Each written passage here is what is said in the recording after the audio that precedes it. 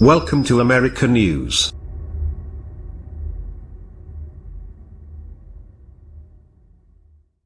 Montebello, Puerto Rico. Relatives helped Maribel Valentin Espino find shelter when Hurricane Maria roared through her community in northern Puerto Rico. Neighbors formed volunteer brigades to cut fallen trees and clear twisty mountain roads after the storm had passed. Now, friends and a local cattle ranch provide the water they need to survive in the tropical heat. Valentin and her husband say they have not seen anyone from the Puerto Rican government, much less the Federal Emergency Management Agency, since the storm tore up the island September 20, killing at least 16 people and leaving nearly all 3.4 million people in Puerto Rico without power and most without water. People say FEMA is going to help us, Valentin said Tuesday as she showed Associated Press journalists around the sodden wreckage of her home. We're waiting. Many others are also waiting for help from anyone from the federal or Puerto Rican government. But the scope of the devastation is so broad, and the relief efforts so concentrated in San Juan, that many people from outside the capital say they have received little to no help. Valentin, her husband and teenage son live in one such area, Montebello, a 20-minute drive into what used to be lushly forested mountains near the northern coastal municipality of Manatí.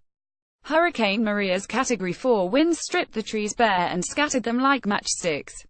It seemed like a monster, she recalled. The roads are passable now, but the community is still isolated. Nobody has visited, not from the government, not from the city, no one, said Antonio Velez, a 64-year-old who has lived there his entire life. The same complaint echoed throughout the southeast coastal town of Yabucoa, the first town Maria hit as it barreled across the island with 155 miles-per-hour winds. Nothing, said 58-year-old retiree Angel Luis Rodriguez. I've lost everything, and no one has shown up to see if anyone lives here. At a nearby river, dozens of people gathered to bathe and wash clothes as they grumbled about the lack of aid. There's been no help from the mayor or from the federal government, said 64-year-old retiree Maria Rodriguez as she held a coconut in her right hand and took sips from it. After George hit us in 1998, they responded quickly. But now nothing. We need water and food. Nearby, one girl engaged in a thumb war with a friend as she filled an empty water bottle with her other hand. Downstream, a woman sat cross-legged in the water behind a friend and helped wash her hair.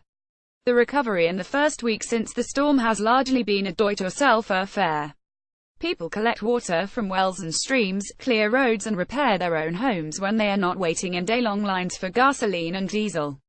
For most, the only visible sign of authority are police officers directing traffic, a critical service because traffic lights are out across the island. I have seen a lot of helicopters go by. I assume those are people from FEMA, said Jesus Argalagos, who lives in Manatí and works at a grocery store that is only open part of the day because of the power crisis. People get pissed off because they see them going back and forth and not doing anything. There are several thousand U.S. federal employees in Puerto Rico helping with the recovery effort. They are most visible in San Juan, where officials with FEMA, Homeland Security, Customs and Border Protection have a presence at hotels that before the storm served tourists in the Condado neighborhood or at the convention center that has become a staging ground for relief efforts.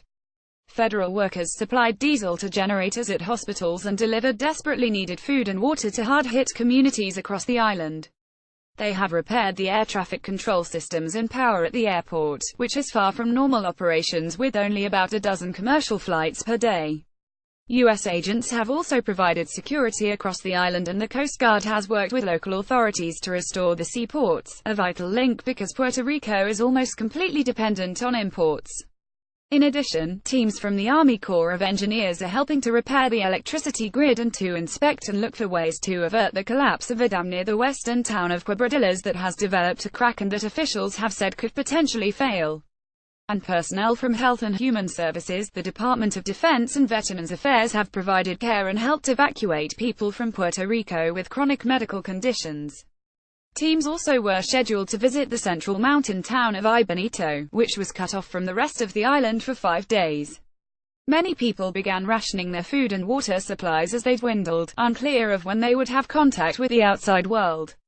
We thought somebody was going to stop by, said Ana Lydia Mendoza, a 48-year-old cook at a barbecue restaurant who lost part of her roof.